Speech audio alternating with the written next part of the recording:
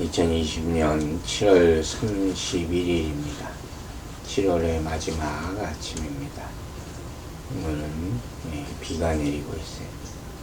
어제 밤부터 비가 많이 내렸는데 좀 더위를 식혀주는 그런 비가 됐으면 좋겠습니다.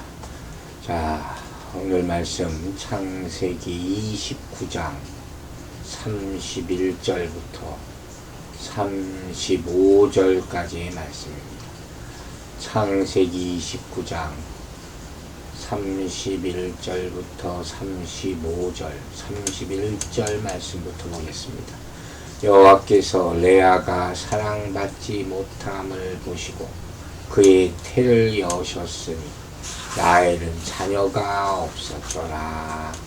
자, 레아와 라헬의 운명이 참 복잡미묘합니다. 또 야곱과의 관계도 우리가 생각해 볼 수가 있죠. 자, 레아에게 야곱은 관심이 없었습니다. 사실은 라헬과 결혼하고 싶어 했죠.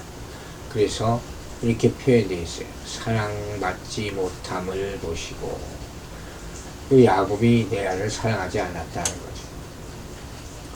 근데 하나님은 남편 야곱의 사랑을 받지 못하는 레아의 태를 열어주셔서 아들을 낳는 복을 대신 주셨습니다. 어떤 복이 더 당사자에게는 큰지 몰라도 어쨌든 이와 같은 모습을 볼 때 하나님은 우리 믿는 사람들의 고통당하심을 결코 외면하지 않으심도 찾아볼 수 있습니다. 그래서 우리는 어떤 어려움 가운데서도 낙심하지 말아야 된다는 것이에요. 근데 반대로 야곱의 사랑을 독차지한 라헬은 아이를 갖지 못합니다.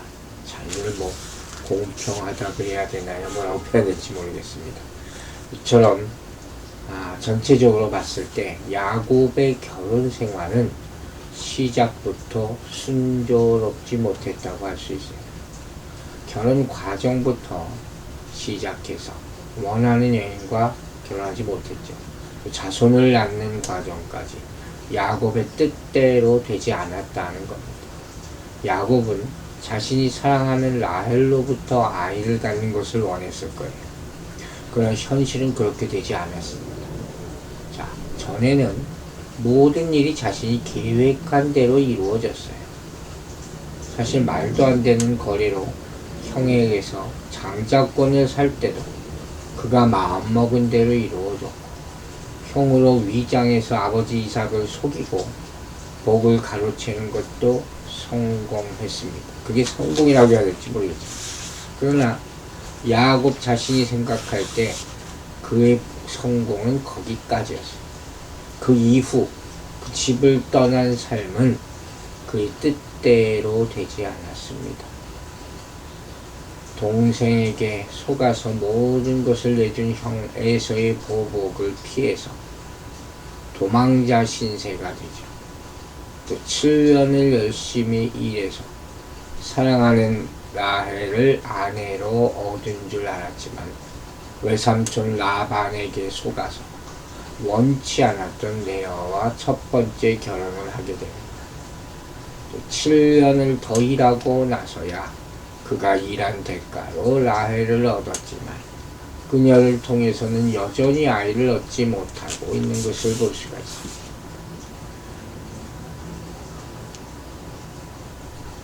자, 이와 같은 일련의 사건들은 야곱의 삶이 참 순조롭지 못한 것이라는 것을 암시하고 있는 겁니다. 또 한 가지, 이 초대 족장들의 3대죠. 3대. 아내들이 사라, 리브가, 라헬 모두 불임이었어요. 아이를 낳지 못했다는 것 또한 흥미로운 일입니다. 물론 이들은 결국 하나님의 은혜로 자녀를 얻게 됩니다. 그러니까 이런 것도 참 눈여겨볼 만한 장면이죠. 또 성경에 보면 또 다른 불임의 여성들이 많이 등장하죠. 한나도 그렇고 엘리사벳도 그렇고 결국에는 하나님이 태의 문을 여셔서 자녀를 낳는 복을 누리게 되는 것을 볼 수 있어요.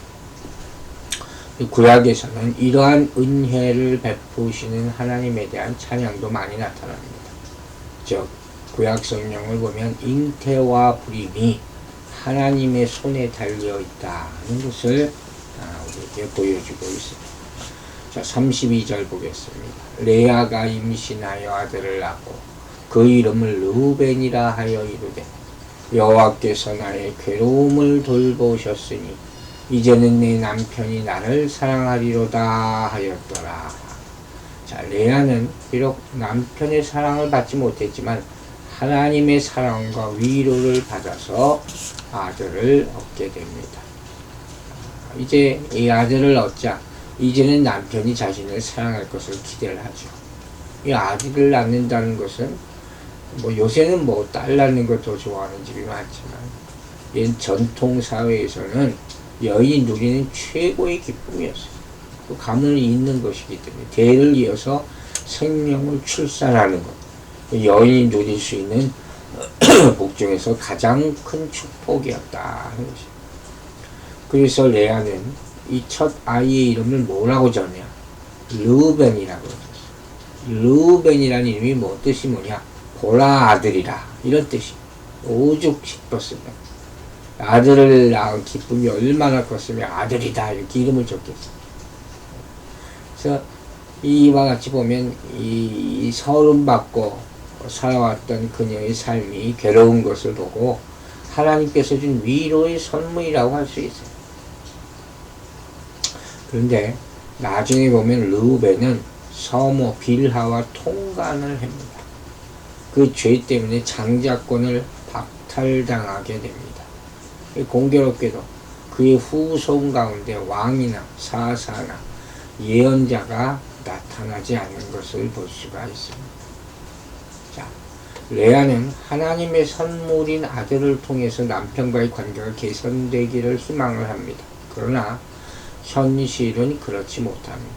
여전히 야곱은 레아를 사랑하지 않아요. 레아는 첫째 아들의 이름인 르우벤이 불릴 때마다 그녀의 괴로움을 돌아보신 하나님의 은혜를 기억하고 위로를 삼았을 것으로 생각을 하게 됩니다. 33절 봅시다. 그가 다시 임신하여 아들을 낳고 이르되 여호와께서 내가 사랑받지 못함을 들으셨으므로 내게 이 아들도 주셨다 하고 그의 이름을 시몬이라 하였으며 레아가 둘째 아들을 또 낳습니다. 그는 자신이 남편에게 사랑받지 못한다는 것을 하나님이 들으시고 그녀에게 또 다른 아들을 주셨다고 말합니다. 그래서 그 이름을 듣다라는 뜻의 시므온으로 짓게 됩니다. 이 시므온은 여무엔, 야민, 오한, 야깃, 스할, 사울을 낳게 됩니다. 세겜에 의해서 누이 다나가 나중에 욕을 당하게 되는 엄청난 사건이 있습니다. 그 세겜 사람들을 할례받게 하는 레위와 함께 그들을 공격해서 남자들을 다 죽이고 재물을 빼앗은, 그리고 흉년이 들어 애굽으로 곡식을 사러 갔다가 총리가 된 요셉이 동생 베냐민은 데려오라고 했을 때 인질로 잡혀 있기도 한 그런 인물이 바로 시몬이에요. 어쨌든 레아는 르우벤을 낳은 후에 야곱의 사랑을 기대했지만 야곱은 아들을 낳아준 그녀를 여전히 미워했죠. 그런데 하나님은 또 아들을 주셨어요. 그로 인해 상황이 변화될 것을 또 기대하게 합니다. 그러나 이 둘째 아들을 낳았음에도 상황은 변화하지 않습니다. 아들을 둘씩이나 낳았지만 야곱은 여전히 레아를 사랑으로 대하지 않았다 하는 것이죠. 자, 34절 보겠습니다. 그가 또 임신하여 아들을 낳고 이르되 내가 그에게 세 아들을 낳았으니 내 남편이 지금부터 나와 연합하리로다 하고 그 이름을 레위라 하였으며, 야곱은 레아를 사랑하지는 않았던 것 같아요. 그런데도 육체적인 관계는 계속 이어져 갑니다. 자손을 낳아야 했으니까 그렇게 볼 수도 있겠죠. 하나님은 레아를 계속 위로하십니다. 그래서 남편과 육체적인 연합을 이룰 때마다 그녀의 태를 여서서 아들을 또 낳게 하십니다. 그런데 이 34절을 보면, 즉 셋째 아들의 임신과 출생의 모습은 이전의 두 아들의 출생의 모습과 조금 다른 점이 있어요. 바로 하나님이 직접적인 개입에 대한 언급이 여기는 나타나지 않아요. 그녀가 아이를 낳고 기대했던 것은 남편과의 진정한 연합이었을 거예요. 내가 그에게 세 아들을 낳았으니 내 남편이 지금부터 나와 연합하리라, 이렇게 얘기하잖아요. 그래서 그 셋째 아들의 이름을 레위, 연합된 자라는 뜻이죠. 이렇게 지었어요. 참, 나중에 야곱이 아들들을 축복할 때 레위는 저주를 받습니다. 그 이스라엘 중에서 흩어질 것이라는 말을 듣게 되는 것이 49장에 나옵니다. 애굽에 내려갈 때 그는 세 아들 게르손, 고핫, 모라리를 데리고 갔다고 하고, 이 레위는 출애굽기 6장을 보면 137세에 세상을 떠났다, 이렇게 기록되어 있는 것을 발견할 수가 있습니다. 어쨌든 간에 이 레아가 아들의 이름을 레위라, 연합이라 이렇게 지은 것을 통해서 그녀가 얼마나 남편의 사랑을 간절히 원하고 있었는지를 살펴볼 수 있죠. 자, 봅시다. 어쩌면 이 레아라는 여인의 운명을 보면 아버지 라반의 욕심의 희생양이라고도 볼 수 있어요. 이 레아 입장에서만 보면 그렇지 않습니까? 오늘 레아가 야곱을 남편으로 원했는지 여부는 알 수가 없어요. 그런 기록이 없으니까. 라헬은 모르시죠.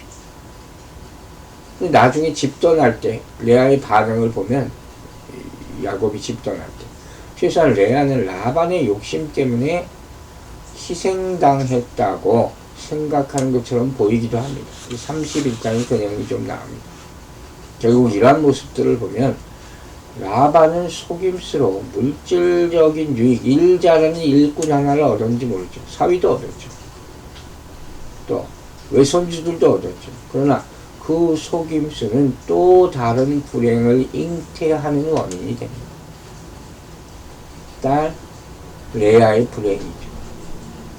참 이런 경우 인생이 많아요. 자기 욕심 때문에 가족들이 희생하는 경우. 그죠? 이런 것은 하나님이 원하시는 게 아닙니다. 자식이나 형제나 나쁜 영향을 미치게 되는 그런 경우가 많이 있죠. 35절 봅니다. 그가 또 임신하여 아들을 낳고 이르되 내가 이제는 여호와를 찬송하리로라 하고 이로 말미암아 그가 그의 이름을 유다라 하였고 그의 출산이 멈추었더라. 자, 왜 이렇게 레아가 아들 셋째 넷까지 낳는 장면을 성경이 보여주는가? 그 이유를 여기서 발견해요. 레아가 네 번째 아들을 낳습니다. 근데 이제는 뭐라고 합니까? 여호와를 찬송할 것을 말하면서 그 아들의 이름을 유다, 찬양하라, 이렇게 짓습니다. 여러분, 이 유다라는 인물 어떤 인물인지 아시죠? 다윗의 조상, 예수 그리스도의 조상이 된 인물. 동생 요셉을 죽이려는 형들의 제안을 바꿔서 미디안 상인에게 팔도록 설득한 사람. 애굽에 곡식 사러 갈 때도 아버지를 설득해 베냐민과 함께 가기로 했던 사람. 베냐민의 자루에서 은잔이 발견된 후에도 형들을 대변하는 역할을 한 사람. 자, 예수 그리스도가 유다 지파를 통해서 오실 것이라는 예언을 야곱으로부터 듣게 되는 49장에 나와요. 그것이 결국 마태복음 1장 2절을 통해서 성취되는 것을 우리는 역사를 통해서, 족보를 통해서 보게 되지 않습니까? 자, 이렇게 넷째 아들 유다를 낳고 나서 그녀의 출산이 멈춥니다. 이는 아들을 주신 하나님의 은혜를 찬양하고 있는 거예요. 그런데 자 보세요. 이제 더 이상 그녀는 남편과의 관계에 대한 언급을 하지 않습니다. 이제 4명의 아들의 어머니가 된다는 남편의 사랑이 없어도 불편하지 않았던 것이요. 비록 남편의 애정은 받을 수가 없지만 이제는 뭐예요? 그녀에게 4명의 아들을 주신 하나님의 은혜를 찬양하게 됩니다. 할렐루야. 여러분, 그녀의 모습을 보면 이제까지 하나님을 찬양하지 않았습니다. 왜? 마음은 늘 남편에게만 가 있었어. 그러나 이제 레아는 비로소 하나님을 기억하고 그분께 찬송을 드립니다. 야곱이 레아를 사랑해줬기 때문이 아니에요. 그녀는 고난 중에도 자신을 변함없이 도우시는 하나님을 경험했기 때문입니다. 이것이 바로 하나님을 찬양할 수 있는 이유가 됩니다. 여러분, 우리는 상황에 따라서가 아니라 언제나 신실하신 하나님을 찬양해야 될 줄로 믿습니다. 그녀는 나중에 몸종 실바를 통해서 2명의 아들을 더 얻게 되죠. 그리고 하나님의 은혜로 2명의 아들과 딸, 즉 이사갈과 스불론, 다나를 더 낳습니다. 레아는 남편에게 사랑받지 못했기 때문에 불행하다고 할 수도 있지만 한편으로는 6명의 아들과 딸들을 낳는 다산의 복을 하나님께 받게 됩니다. 누가 더 복받은 자입니까? 레아는 자신이 아들을 낳으면 다른 여인에게 마음이 가 있는 남편의 마음이 바뀌리라 기대했어요. 셋째 아들을 낳을 때까지. 그렇게 되지 않았습니다. 그러나 결국 오히려 레아의 마음이 변화되게 됩니다. 그녀가 지어준 자녀들의 이름을 보면 그녀가 남편을 의지하는 사람에서 하나님을 의지하는 사람으로 변해가는 것을 보게 됩니다. 그녀의 신앙이 점점 성숙해 가고 있는 것입니다. 또 그녀가 지은 유다라는 이름은 상황과 사람에 관계없이 하나님을 찬양하는 사람이 되었음을 보여주고 있습니다. 4명이나 되는 아들을 낳게 된 것도 하나님의 사랑을 받고 있음을 느끼게 해주기 충분한 것입니다. 이렇게 하나님의 사랑을 충만히 느끼는 것은 그녀로 하여금 남편을 의존하는 삶에서 독립해서 하나님만을 찬양하고 사랑하는 삶으로 바뀌게 되었음을 보여주는 것입니다. 우리 인생도 보이는 것을 더 이상 의지하지 않고 그것에서 이제 독립하여 하나님만 바라보고 사는 인생이 되기를, 인생이 참 축복이 무엇인지를 깨닫게 되기를 주의 이름으로 축원합니다. 기도하겠습니다. 아버지 하나님, 레아 인생을 통해서 우리는 많은 교훈을 얻습니다. 이 여인의 삶이 보기에는 참 힘들고 고통스러웠겠지만, 수치스러웠겠지만 하나님의 복은 결국 유다를 통해서 나타났습니다. 우리에게도 이러한 축복을 허락하여 주시옵소서. 우리의 고난은 상세하고 덮고도 남을 만한 신령한 복을 주셔서 그곳으로 결국은 승리하는 인생이 되게 하여 주시고, 이 땅의 것에 더 이상 집착하지 말고 하늘의 풍성한 복을, 영원한 복을 누릴 수 있는 믿음을 허락하여 주시옵소서. 오늘도 주를 찬양하며 하루를 신약하게 하심을 감사드리며 예수 그리스도의 이름으로 기도했습니다. 아멘.